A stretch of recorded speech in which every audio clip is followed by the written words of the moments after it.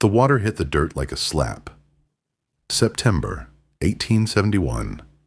San Luis Obispo County.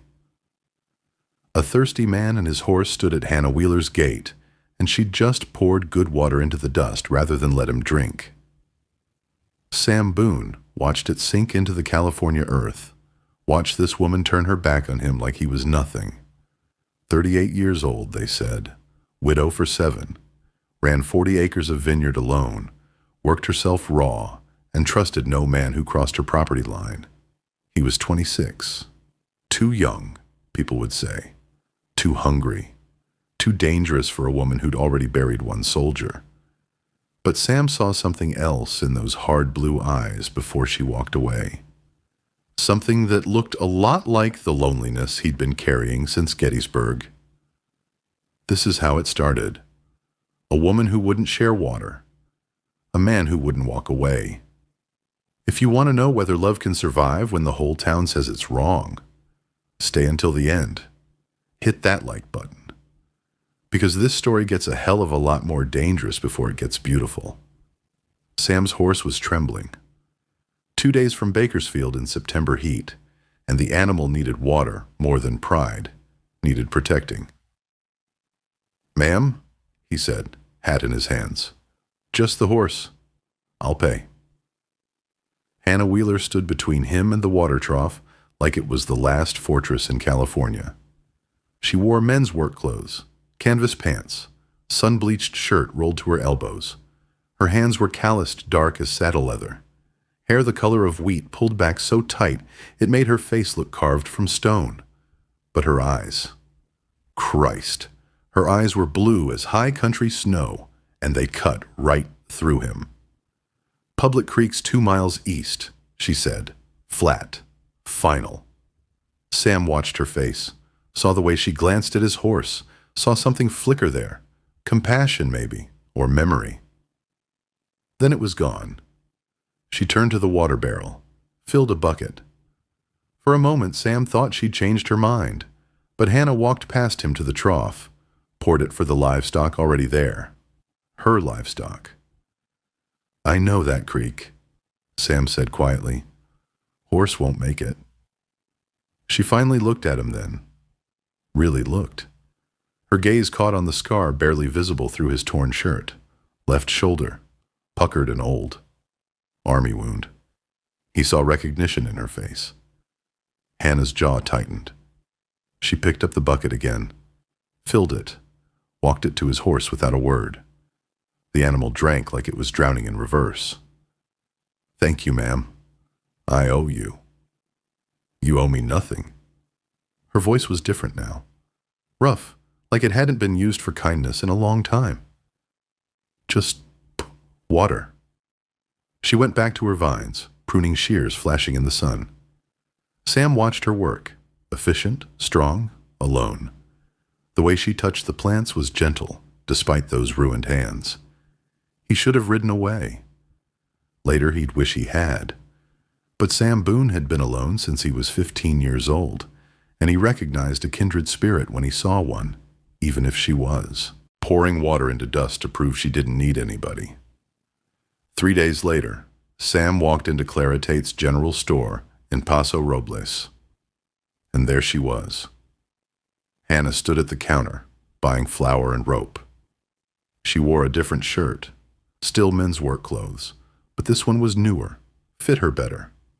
He could see the line of her shoulders, the way her body moved when she shifted her weight.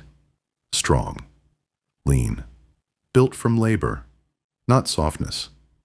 She saw him. Their eyes met. Something passed between them. Recognition, maybe embarrassment. She looked away fast. Sam bought tobacco he didn't need just to have a reason to stay. Clara Tate, the store owner, watched them both with the careful eyes of a woman who knew everybody's business and most of their secrets. "You're the one working the Morrison Ranch," Clara said to Sam. Not quite a question. "Was. Contract ended." "Looking for work?" "Always." Clara glanced at Hannah, who was pretending to examine rope like it was the most fascinating thing in California. Mrs. Wheeler here runs a vineyard, 40 acres. Good land. Hannah's head snapped up. I'm fine, Clara. You're not fine. You're working yourself into the ground, and you know it. Sam kept his mouth shut, watched Hannah's face flush with anger, or maybe shame. Hard to tell. Outside, Sam was loading his horse when Jasper Holt's voice cut through the afternoon heat. Mrs. Wheeler. Sam turned. Jasper was mid-40s, thick around the middle, dressed too well for a Tuesday afternoon. Money. Land. The kind of man who expected doors to open before he reached them. Your vineyard needs a man's hand, Hannah. I could help. Or, he smiled, showing too many teeth. I could buy it. Fair price. Hannah's voice was ice. I don't need help. And I'm not selling. A woman alone can't fight nature forever. Jasper's eyes flicked to Sam, dismissive. You're hiring drifters now? That's desperation talking. Sam's hands tightened on the saddle strap, but he stayed quiet. This wasn't his fight. Hannah stepped closer to Jasper, and Sam saw steel in her spine. My land. My decision. Good day, Mr. Holt. She walked past both of them, climbed onto her wagon, and drove away without looking back. But Sam had seen her hands shaking on the reins. Jasper noticed him watching. You're new here, boy. Learn fast. Some things aren't for taking, even if they're offered. The threat was clear. A week later, Sam found her on the dirt road 2 miles from town. Hannah Wheeler's wagon sat crooked, left rear wheel cracked clean through. 20 crates of harvested grapes in the back, already starting to spoil in the heat. She was on her knees in the dust, bleeding from her hands where she'd tried to lift the axle alone. Her foreman, a Mexican man named Miguel, had gone to town for supplies. She was alone. Again. Sam dismounted without asking permission. Let me help. I can manage. But her voice was thin, tired, wheels broken. You need a blacksmith, but I can get you home. Knelt beside her, examined the damage. Felt her watching him, wary as a wild animal. This close, he could smell her. Sweat and dust and something underneath, something like sage and sun-warmed skin. You worked vineyards before, she said, not a question. Sonoma. 2 seasons. Hannah's jaw worked like she was chewing on pride. Finally, 2 weeks. Food and $1 a day. You work hard, keep quiet. Yes, ma'am. It took 30 minutes to jury-rig the wheel with rope and a spare plank. Sam's hands were sure, efficient. Hannah watched him the whole time, and he felt that gaze like heat on his back. When he finished, she stood. I need workers. Miguel can't do it all. But, she met his eyes, direct, I don't tolerate gossip. You work, you leave. That's all. That's all, Sam agreed. But they both knew it was a lie. The next 10 days, Sam learned the rhythm of her land, repairing trellises at dawn, checking irrigation channels in the heat, harvesting in the golden late afternoon. Miguel was quiet, respectful, watched Sam with cautious approval. Hannah worked alongside them, harder than any woman Sam had ever seen, harder than most men. Her hands bled sometimes, and she wrapped them without comment and kept going. She didn't talk much, but she was always there, checking his work, moving through the rows of vines like she was walking through a church. Sam saw the way she touched the plants. Gentle, almost loving. One afternoon, fixing a fence line, Hannah got a splinter driven deep into her palm. Sam saw her wince, saw blood well up dark. Hold still, he said, catching her wrist before she could pull away. Her skin was warm under his fingers, calloused, scarred, but soft underneath. He worked the splinter out carefully, aware of every breath she took, every small sound. I'm used to pain, Hannah said. Her voice was different, lower. Sam looked up, Their faces were close. Doesn't mean you have to bear it alone. The silence stretched. Hannah's eyes were wide, startled, like she'd forgotten what it felt like to be touched with kindness. She pulled her hand back. You should get back to work. Yes, ma'am. But that night, Sam lay in the workers' quarters and couldn't sleep. Couldn't stop feeling the heat of her pulse under his thumb. Sunday morning, Sam walked into St. Rose Catholic Church and every head turned. He took a seat in the back, hat in his lap, and tried to ignore the whispers. Hannah sat 3 rows ahead, spine straight as a rifle barrel. She didn't turn around, but he saw the tension in her shoulders. After the service, it happened fast. Jasper Holt's voice carried across the church steps. Mrs. Wheeler, I hear you've hired a drifter. Young fellow. People are talking. Hannah turned slowly. Mr. Boone works for me. It's none of your concern. A widow and a boy young enough to be... Sam was moving before he thought. He stepped between them, close enough to make Jasper back up a step. You got something to say to me? Sam said quietly. Say it direct. Don't hide behind her. Jasper's face went red. You don't know how things work here, boy. This isn't some lawless mining camp. We have standards. Morals. Morals? Sam's voice was flat. That what you call land grabbing? Harassing a woman trying to run her own property? The crowd had gathered now. Watching. Judging. Father O'Brien stepped forward. 50s, Irish, with the kind of eyes that had seen too much suffering to waste time on petty cruelty. Gentlemen, this is God's house. Mr. Holt, I suggest you remember the scripture about casting stones. But the damage was done. Sam saw it in the faces around them. The women clutching their husbands' arms. The men shaking their heads. Clara Tate appeared at Hannah's side. Quiet solidarity. Miguel stood at a distance, hand on his hat, watching. Hannah's face was pale, but her voice didn't shake. I'm leaving. Mr. Boone, you'll ride back with Miguel. It wasn't a question. She walked away, head high, and Sam watched her go. Watched the crowd watch her. Watched Jasper Holt smile, like he'd already won. That night, lying in the workers' quarters, Sam heard it start to rain. He thought about Hannah, alone in that house. Thought about the way she'd looked at him on the church steps, not with shame, but with fear. Fear of losing everything she'd built, everything she had left of her dead husband. And Sam realized he'd made it worse just by being there. The wind came at midnight like something with teeth.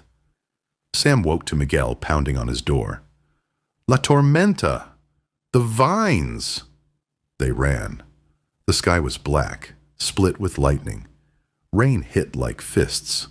The vineyard was chaos, wind ripping at the trellises, grapes being torn from the vines before they could finish ripening. A month from harvest, and the storm was destroying everything. Hannah was already there. She worked like a demon, hair whipping loose, shirt plastered to her body by rain. She and Miguel were trying to secure the main trellis line with rope. Sam grabbed the other end, threw his weight against the wind. For 2 hours they fought, tied down what they could, lost what they couldn't. Hannah slipped in the mud, and Sam caught her before she went down, his hands on her waist, her body against his for just a moment. She looked up at him. Rain streaked her face. Her eyes were wild, desperate. I can't lose this, she said. Her voice broke. I can't. You won't. Sam's hands tightened. We won't. They saved most of it. By the time the storm passed, they were all 3 soaked through, covered in mud, shaking from cold and adrenaline. Miguel headed home to his family. Sam and Hannah stood in the vineyard, breathing hard, staring at what they'd saved. The barn, Hannah said finally. Get dry. The barn was dark, warm from the horses, Hannah found a lantern, struck a match. Golden light bloomed. She started to peel off her soaked jacket. Underneath, her shirt clung to her, showing the curve of her breasts, the line of her waist. She saw him looking and froze. "I should," Sam started. "Don't." Her voice was raw. "Don't leave." The space between them felt electric, dangerous. "People will talk," Hannah whispered.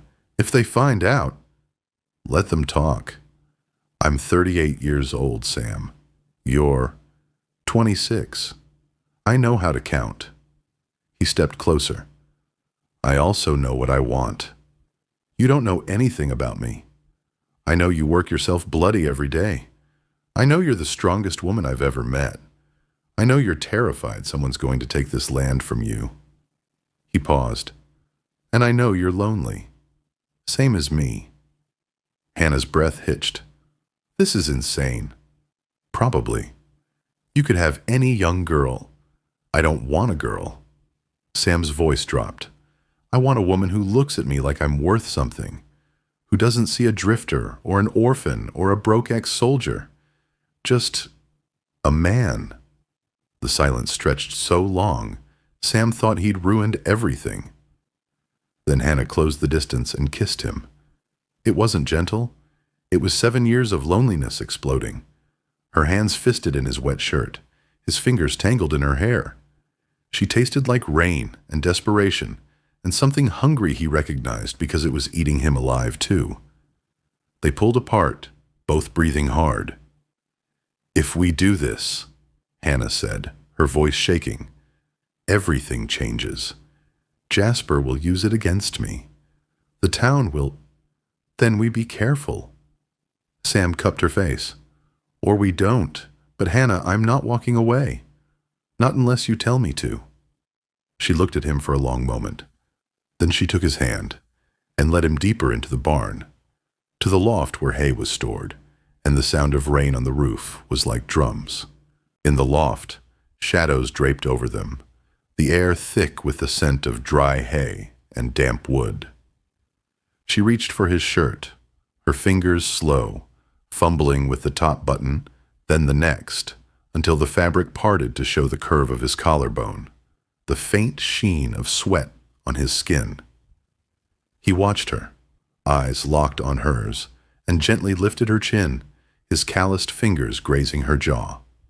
She nodded, barely, and he leaned in, his lips brushing hers, soft at first, then deeper, a low hum escaping her throat. She tugged his shirt off, her hands tracing the lines of his shoulders, feeling the warmth of his skin. He moved slowly, unbuttoning her blouse, revealing the soft curve of her breasts, the faded scar above her hip. His fingers slid along her waist, deliberate, drawing a shiver as she arched slightly, her breath catching in a small, sharp gasp. She pulled him closer, her hands in his hair, nails grazing his scalp, the sound of her quickening breaths filling the space. He kissed her neck, slow, open-mouthed, his lips warm against her pulse, and she let out a soft moan, barely audible over the rain. Her skirt bunched at her thighs as he eased it up, his hands firm but gentle, exploring the softness of her skin. She reached for his belt, the clink of the buckle loud in the quiet, her fingers trembling as she worked it free. Their movements were unhurried, each touch deliberate, her hand on his chest, his lips on her shoulder, the rustle of hay beneath them. Her gasps grew louder, mingling with his low groans as they pressed closer, bodies entwined, slow and steady, savoring every moment of connection after years of emptiness. Dawn came slow through the cracks in the barn walls. Sam woke with Hannah in his arms, her head on his chest, one hand resting over his heart. Her hair had dried in waves across the hay. In sleep, her face had lost that hardness. She looked younger, softer, beautiful in a way that made his chest ache. He'd never felt this before. Not with the girl in Kansas who'd called him just a drifter. Not with anyone. This was different. This was... Hannah stirred. Her eyes opened and he saw the moment reality crashed back, saw fear chase away the softness. "Sam, I'm not sorry," he said before she could finish. She sat up, pulling her shirt around her. Even now, even scared, she was magnificent, all lean strength and proud spine. "I can't lose this land. It's all I have left of him, of my husband." "I know. Jasper will find out. He'll use it. California law. They can declare me an unfit landowner if they prove. If people say, then we get ahead of it." Sam sat up, reached for her hand. "Marry me." Hannah's eyes went wide. "What?" "Not because of last night. Not because of the town. Because I want to build something with you. Because I'm tired of drifting and you're tired of fighting alone. Because," he pulled her closer, "I'm falling in love with you, Hannah Wheeler. Have been since you poured that water in the dust." Tears spilled down her cheeks. "You're 26. I'm the woman I want to wake up next to for the rest of my life." He was dead serious now. "I don't care what people say. I don't care about the years. I care about you." Hannah pressed her forehead to his. "They'll call you a fortune hunter. Let them. They'll say I'm a desperate old woman. You're the bravest person I know." She kissed him again, softer this time, tasting like salt and surrender. "Yes," she whispered against his mouth. "Yes." Late October. The Harvest Festival in Paso Robles Town Square. Sam stood at the edge of the crowd in borrowed clothes, vest and clean shirt from Father O'Brien, boots polished for the first time in years. His hand rested in his pocket, touching the marriage license they'd filed 3 days ago. Legal. Binding. Real. Hannah appeared, and his breath stopped. She wore a dress, simple navy cotton, nothing fancy, but Sam had only ever seen her in work clothes. Now he could see the full shape of her, the curve of her hips, the swell of her breasts, the elegant line of her neck. Her hair was down, falling in waves past her shoulders. She was stunning. People turned to watch them walk through the square together. The whispers started immediately. Sam felt Hannah's hand tremble in his, but she kept her head high. Clara Tate waved from her booth, an anchor of support. Miguel and his family nodded respectfully. Father O'Brien smiled, but most of the crowd just stared. Then Jasper Holt stepped in front of them. "Mrs. Wheeler." His voice was loud, meant to carry. "You're really going to parade around with this boy? Make a spectacle?" Hannah started to answer, but Jasper kept going. "Everyone knows what you two have been doing. A widow sleeping with a man young enough to be."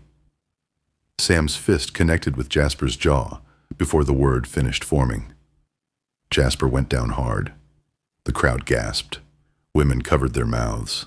Men stepped forward. Sam stood over him, knuckles bleeding, jaw set. "That's my wife you're talking about." Silence. Then Father O'Brien was there, voice sharp. "Mr. Boone, this is not the way." Sam looked at Hannah, saw her eyes wide, scared, but not ashamed. He turned back to Jasper, who was struggling to his feet. "I apologize for hitting you," Sam said. His voice was steady. "But I won't apologize for loving her, and I won't let anyone insult her." Father O'Brien addressed the crowd. "Hannah Wheeler has worked this land for 7 years, alone. Samuel Boone is a veteran who served this country as a boy. They've chosen each other. Who are we to judge?" Clara stepped forward. "I stand with them." Miguel raised his hand. "Yo también." A few others, mostly women, mostly widows or wives who understood loneliness, nodded. Not many, but enough. Jasper spat blood. "You think marrying him fixes anything? I'll make sure everyone knows what you are. A desperate old woman and a fortune hunter." Hannah's voice cut through clear and strong. "Then let them know. I'd rather be happy and condemned than proper and dead inside. She took Sam's hand and pulled him toward the dance floor.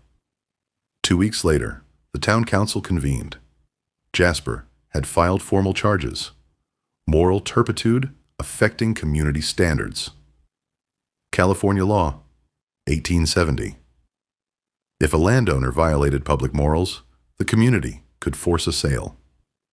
Sam sat beside Hannah in the cramped town hall, watched Jasper present his case, testimony from neighbors who'd seen Sam staying in the barn overnight before the marriage, witnesses who'd heard gossip, implications of impropriety. This woman, Jasper said, voice dripping false concern, has disgraced herself. And more, she's allowed a man of questionable character to take advantage. For the good of our Christian community. Enough. Father O'Brien stood. I'll testify. The priest's voice was calm, but firm.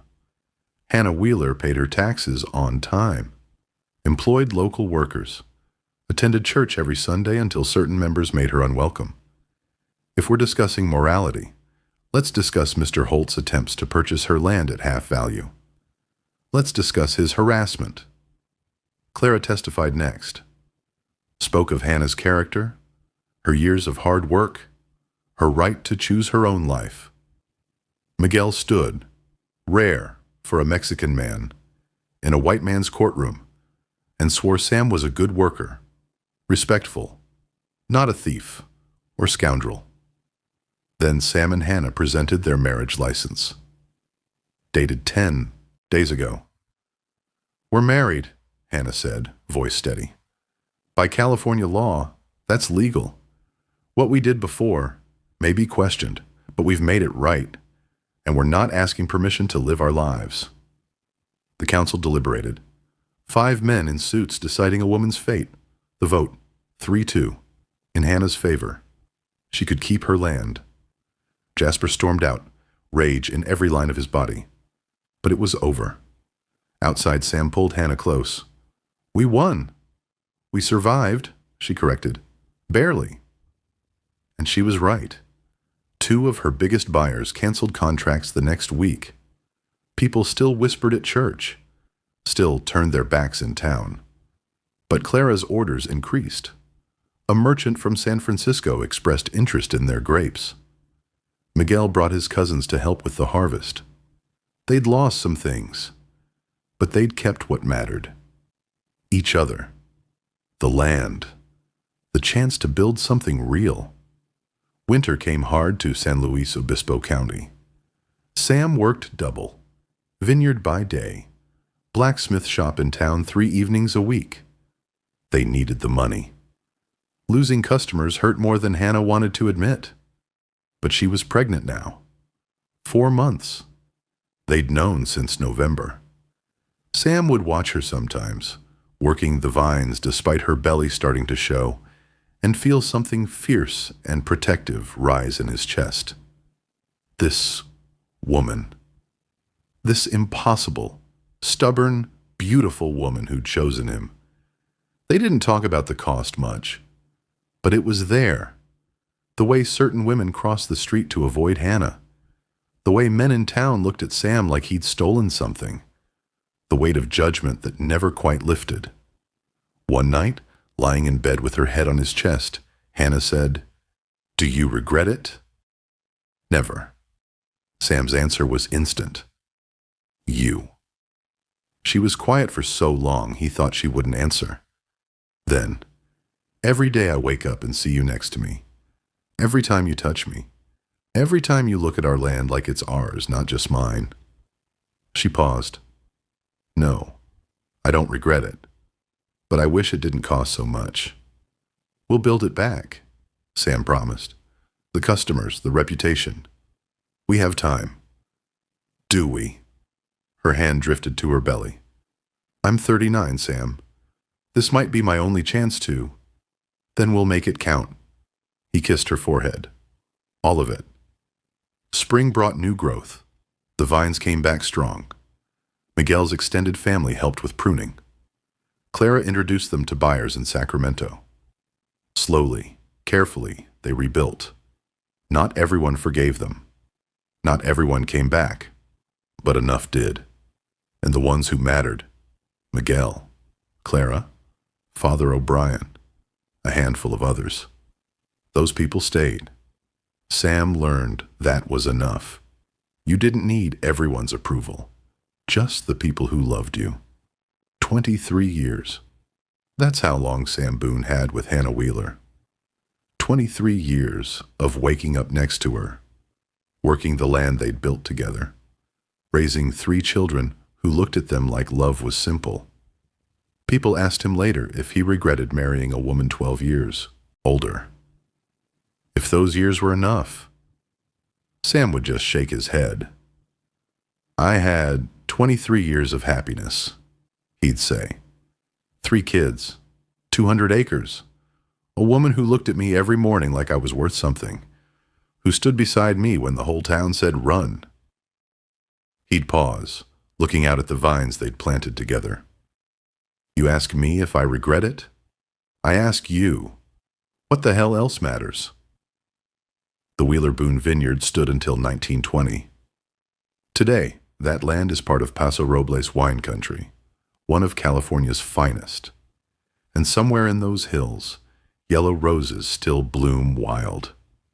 If this story touched you, if you believe love is worth fighting for no matter what anyone says, leave a comment telling me where you're listening from. Hit that like button.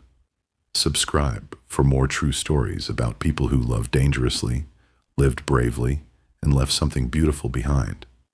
Because in the end, that's all any of us can hope for.